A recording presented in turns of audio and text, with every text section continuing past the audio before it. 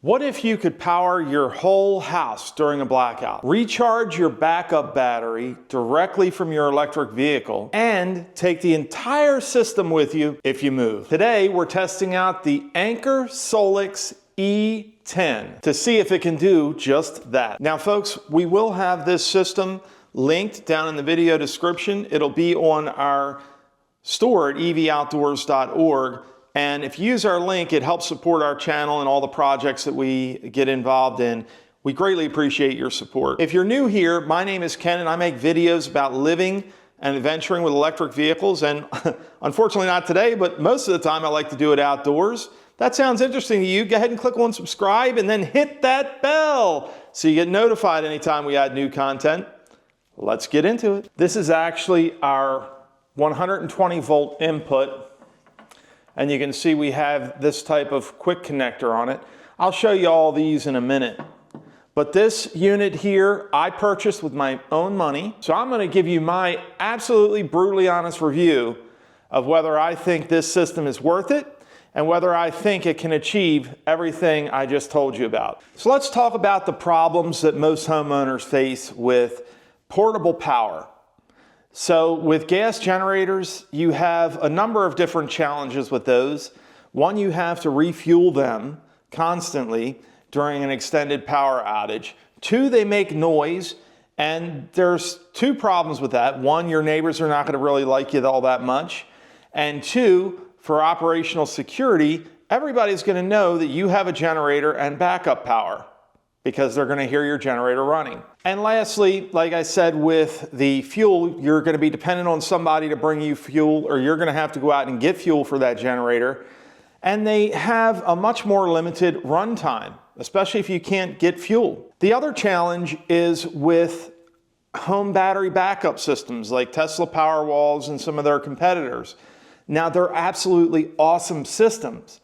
But if you don't know how long you're going to be in your home, or if you rent a property, that's not necessarily going to be an option. The other challenge with those systems is that they're going to cost anywhere from $20,000 to $40,000 or more to have installed by the time you purchase the hardware and pay for the installation. The last option, and it's actually something that I considered for my setup, is a vehicle-to-home, vehicle-to-grid, or vehicle-to-load type system. Tesla offers this within their ecosystem. I know GM Energy offers a system, which that's what I was looking at to use with my Silverado EV. Problem with that system is, again, very similar to your battery backup systems. It's a significant amount of cost for the vehicle-to-home hardware. In the case of the GM Energy system, $7,200 is what I would have needed to spend on the hardware itself. And then I was getting quotes for $10,000 and up for the installation. And my installation is fairly simple. My panel's here, right here in the garage. But it's a lot of labor to install this system, a lot of permitting and things like that. And of course, the same downside with the battery storage, I can't take the system with me. So if we don't plan to live here for more than a year or two, it doesn't make a lot of sense to invest all that money in the home and then have to leave it and not be able to take the system with us. Well, Ken, you've already been over some of the best systems that are out there available for home emergency backup power. What's your solution? Well, my solution is this Anker SOLIX E10 whole home backup system. I'm going to show you some close-ups. I'll probably do some B-roll over this video of the close-ups. This particular system has a lot of different options to it. It has a smart generator that you can plug in. It has a solar input, and you can get portable solar panels with this. And you can stack up, I believe it's 5 battery modules. I have 2 battery modules here, and then the inverter on the top. And this system is probably about $8,000 when you purchase it. And I can do either 120 volt input, or I can do generator input, use my own generator. Now, if I use my own generator, I am limited. I'll get more into that later. But this system is going to allow me, in a more manual way, to connect up to my home using a meter collar transfer switch, which I'm going to show you again in a moment. And the nice thing about this system is this all comes apart fairly easily. So this is 3 pieces. And if we move, I can take not only all 3 of these items with me, but I can also take my meter collar with me as well and install that and this at my new location and have all the same power backup benefits that I enjoyed here. This is particularly useful if you rent a property and the property management will not allow you to modify the electrical system. And you probably wouldn't want to pay to modify the electrical system anyway because you don't own the property. This is the type of solution that's going to work for you. And not only that, this is economical. This system, $8,000, about $2,500 to purchase and have installed the meter collar transfer switch from GenerLink. I'll link to all these down in the video description. And I have 12 kilowatt hours of battery storage here. I have up to 10,000 running watts of power with 32 amps continuous backup power here from this system. And I can recharge it from my Silverado EV, which has over 200 kilowatt hours of battery storage. Okay, so this is installed here in my garage, and we can see that I already have my generator input connected up from my truck. That's this bottom. This is my output. And in the output, I have the Anker SOLIX strip. And this has a NEMA 1450 on it and 2 120 volt outlets. And I actually have my laptop plugged into one of those at the moment. So we're going to test it being powered from the Silverado EV and charging another EV to see if it can pass through the energy and just how it behaves. But we also have, this is if you have the on-grid. So this is if you have the smart inlet box, you would connect that up there. We don't have that with our system. Of course, we can see the front of the unit, and it's a very visually appealing unit as well. This is your input for your smart generator. That was the DC input I was talking about. So that'll allow you to put direct current directly into the unit. This is your power switch, of course. And then you have your solar. This is where you turn your solar on or off. And then you have 2 PV inputs for your solar. So you can be charging this thing off of your generator, off of solar. And the nice thing about that smart generator is it will actually only run when it's needed. The app has a setup in there, which I'll show you in a bit, that allows you to turn that on, and it will only turn the generator on as needed. So for example, during the day you're charging a lot via the solar panels, the generator probably won't run as much, but at night when it's dark and the battery's running down a little bit, the generator might kick on and recharge the batteries in your E10. Also, nice thing about that generator, that smart generator, is it has an eco mode that actually makes it run a little bit quieter. So if you're running it at night, you don't disturb the neighbors. All right, so here we have the meter collar adapter, and I'm showing you this at night. Unfortunately, I wasn't able to get to this during the day, but this is actually my meter that's on the front of this unit. But if we look at the side, we can see that the meter collar is attached, and then we have another sealer ring attaching the actual meter to the meter collar. And then on the underside, if we look, you can see that we have our indicator lights for the GenerLink. Here, obviously we have utility power, and then if we have utility power that goes down and we want to connect the generator or the Anker SOLIX, we can connect it here and provide power to the home. It will automatically switch when the utility power is out, and it will automatically restore the utility power when the utility power comes back on. And over here we can see the GenerLink labeling. Now the nice thing about this meter collar adapter is if we move, we get the utility company to come out, they pull it off, hand it to us, put the meter back on. we take it with us to the new place and we don't have to invest any more money. Well, maybe we have to have an electrician installed at the new place, but other than that, we just take it with us, and our investment in that hardware goes with us. It's not sunken into the property. Okay, so here we are back inside, folks, and you can see that I have my generator cable going over to the Silverado EV, and that's going into the inlet. Now, it's actually plugged into a NEMA SS2-50, which is a generator twist lock port. And on this end, now, as we go back here to the back of the truck, I'm going to turn my light on. You can see that I have my L1430, it's a locking 30 amp generator plug, and it's a dog bone adapter there that goes to a NEMA 1450. And then my generator cord plugs into that and goes over to the Anker SOLIX in the garage here. Now, on the Anker SOLIX on the output, I have the Anker power bar. So the next thing I'm going to do with the power bar is I'm going to plug in my EV charger, and we're going to try to charge the Rivian while we're providing power from the Silverado. Okay, folks, so I'm going to try to get into the Silverado here. The first thing we're going to do, and I'm going to open up my Anker app here on my phone, but the first thing we're going to try to do is power up the power transfer. And it's not going to let me do that unless I press the brake here. So we're going to go ahead and say 2 hours. We're going to tap use energy transfer. And to use that, we're going to need to power the vehicle off. But when I look at the Anker SOLIX app on my phone, it says we are charging, and we're charging at 4.46 kilowatt. So I'm going to go ahead and turn the truck off.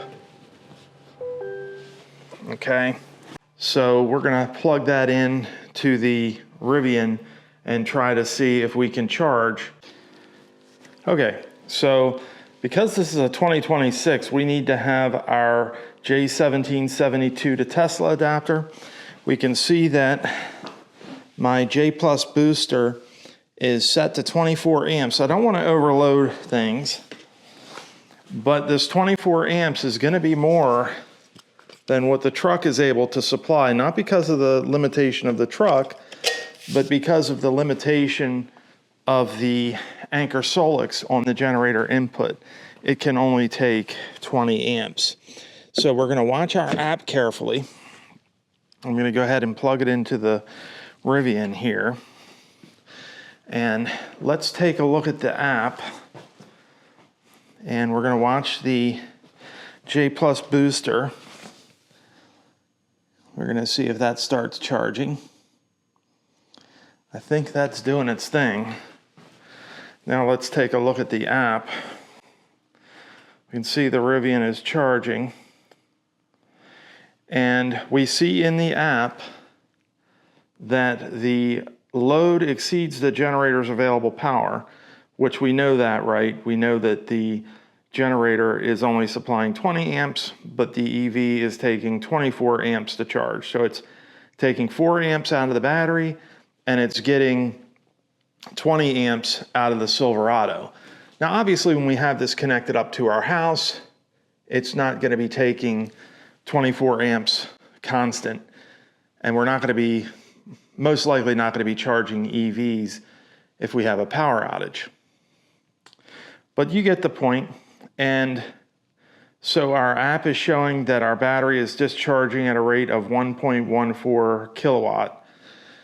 And so what I'm going to do now is I'm going to go ahead and shut off the power transfer in the Silverado. And we're going to see what happens when we shut off the power transfer in the app. When we go back to our Anker SOLIX app, we're going to see what happens. Now, the app is telling us there's an undervoltage fault, which we expect that because we cut off the power, so there's no power going to it from the truck anymore. But we can see that the charger didn't miss a beat. Okay, our J Plus mobile charger there is still charging. And when we go to the app, well, it did miss a beat, but it picked right back up and it's still charging, the Rivian, at 5.7 kilowatt. And we can see the Rivian is charging. And let's just get into the Rivian real quick. Yeah, this is interesting. So we got 24 amps, we're getting 12 miles per hour in the Rivian off of the Anker SOLIX. Okay, so I went ahead and hooked up our 120 volt inlet to the Anker SOLIX. And I've got this really nice high quality extension cord. And I'm gonna go ahead out here to the Rivian. And we're going to plug into the 120 volt outlet. We can see that this takes 1500 watts max. And so I'm gonna go here and we're just gonna plug this in. And I'm gonna try to get it to where I don't have any tension on it. And we're just gonna plug this baby in here. And we're gonna watch our Anker app. Now the last time that I tested this, folks, it wound up that when I turned the outlets on, they stayed on for a few seconds and then they kicked off. And in the app, I was getting an under voltage fault, which is because the Rivian was kicking off the power. So let's go ahead and tap outlets. I'm gonna say timer, whoops. 2 hours is fine, start timer. We can see if the outlets light up. We're gonna watch the app as well. And it looks like they turned off. So it looks like it's gonna be a no-go on the outlets. Now in Rivian's defense, my household GFCI was also tripping, and I actually had to do a reset procedure where I turned it off, left it off for 5 minutes, and then turned it back on. So I'm gonna try that just for kicks and giggles here with the Rivian to see if that fixes the issue. A few moments later. We're gonna try one last time to power these outlets on. And then I will show you also that it works on the Silverado EV on 120 volt. No, the inverter's not even coming on with the Rivian. There's something about the Anker SOLIX E10 that Rivian inverter just does not like. The fans don't even kick on, it just cuts right off. So, no go on the Rivian, unfortunately, folks. Okay, so we're just gonna unplug this from the Rivian. We're gonna go over here to the Silverado, and guys, I am not able to get to this without, I can't imagine what the Silverado is like without this, or just trying to get the access into the outlets. Unless you're 7 feet tall, of course. So we're gonna go ahead down here and plug into one of the 120 volt outlets on the Silverado EV. We're gonna go in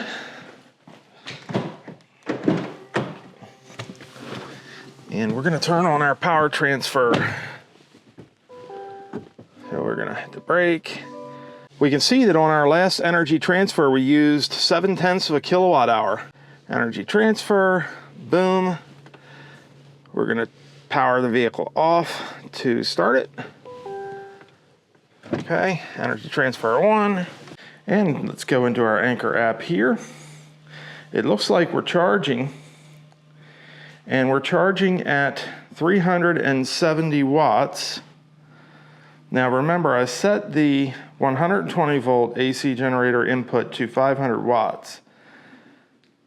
Real quick, the 240 volt maxes out at 4,800. So we were running it at the maximum. But now we're testing out the 120 volt. And that maxes out at 1,800. So I'm gonna see if I can pull 1,800 out of the Silverado. These are supposed to be 20 amp outlets. So let's see how the Silverado EV does with the full 1,800 watts.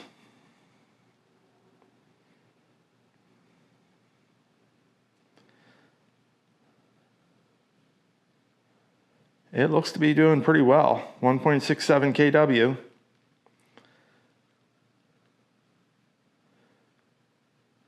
Yep, Silverado EV is good. All right, folks, well, I think that's gonna do it for the testing that I have here for you today.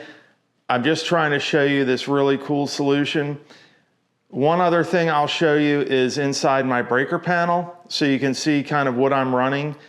I also have a sub panel in my basement, which I'll show you the 90 amp breaker up here in the main panel. We're gonna go into my breaker panel here, and you can see that I have a lot of breakers here. These are my EV chargers. I have a Sense home energy monitor here. The blue is the things I was gonna back up, but now I can back up, with this system, I can back up everything. You can see my basement sub panel, and that was the main issue.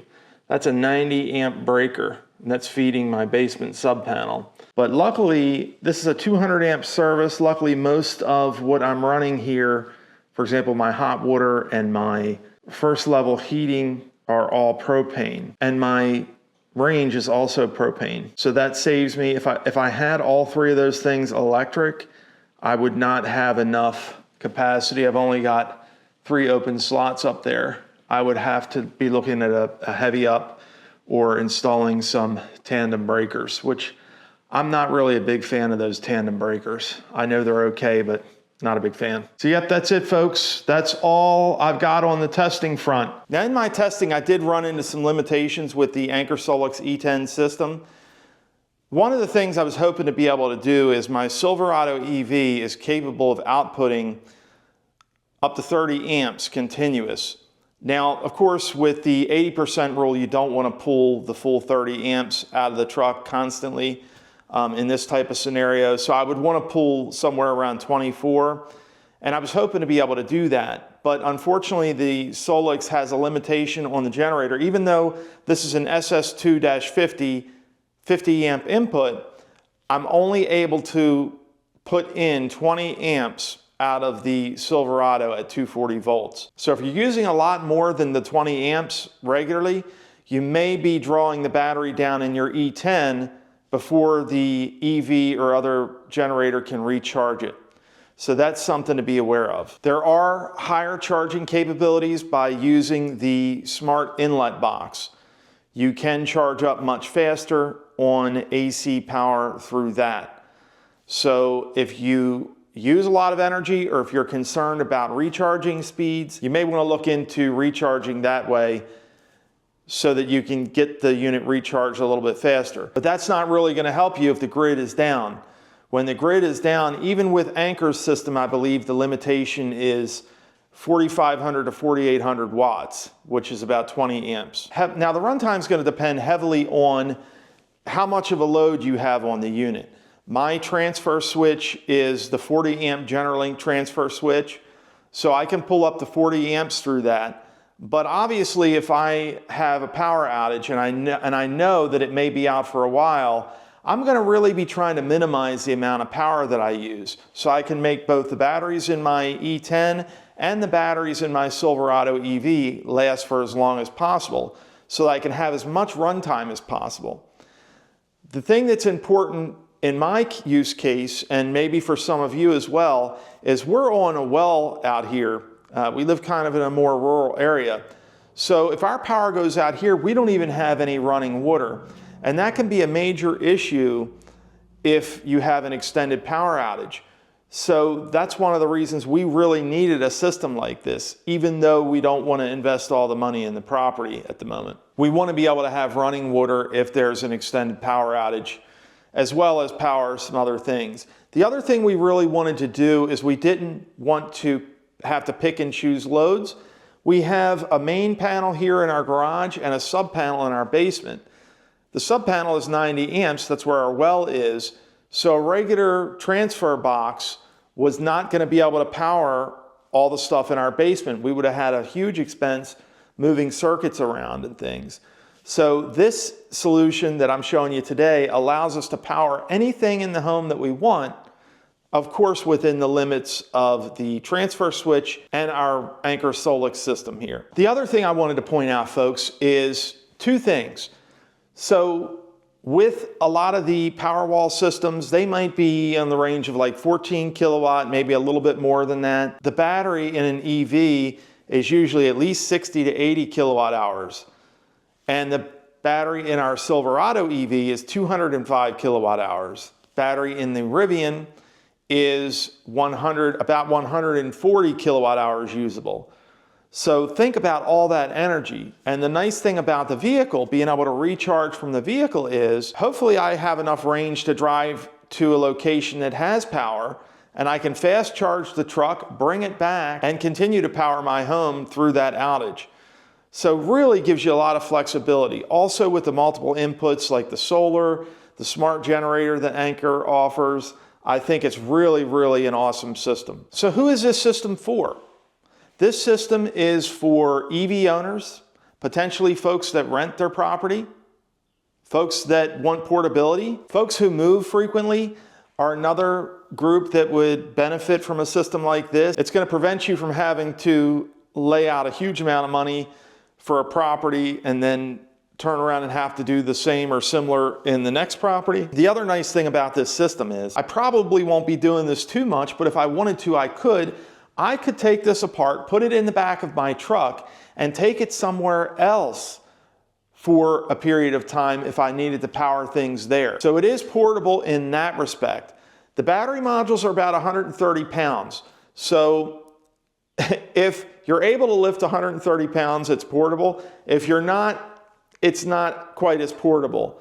But compared to the other systems like the vehicle-to-home systems and the Tesla Powerwalls and things like that, this is a portable system that can definitely be moved if you move from the property. So what are the potential downsides? Obviously, this is not the cheapest solution. It's much less expensive than the vehicle-to-home system or the Tesla Powerwall. But as I told you with the system here, we've got about $10,000 into this system. And that doesn't include the cost of our EV. So this is not the cheapest option out there. You're still going to have a significant amount of expense. Portable generators will be obviously your most cost-effective option for powering your home or other tools and equipment during a power outage. The charging input limit from generator of 20 amps could be a downside to some folks. The other downside, which in our case is not really a downside, but if you want the smart inlet box or one of the other systems that Anker offers, you will still need to have electrical work done inside the home. And that involves hiring an electrician. It involves pulling permits, having inspections by your local planning and permitting office. So those could be some downsides to this system. But I think for a lot of folks that are looking for portability, being able to recharge it from their EV, and being able to take it with them if they move, this is really a great system. So really, folks, what I have here in this Anker SOLIX E10 is not just a battery. This is a portable vehicle-to-home, whole home backup system. What do you guys think about everything that I covered today? Would you get a system like this, or would you get one of the other options? Let us know down in the comments section. We always love to hear from you down there. Folks, remember to hit that like button so others can find us easier on YouTube. Click on subscribe and hit that bell so you get notified anytime we add new content. Hug the people you love, and we will see you next time.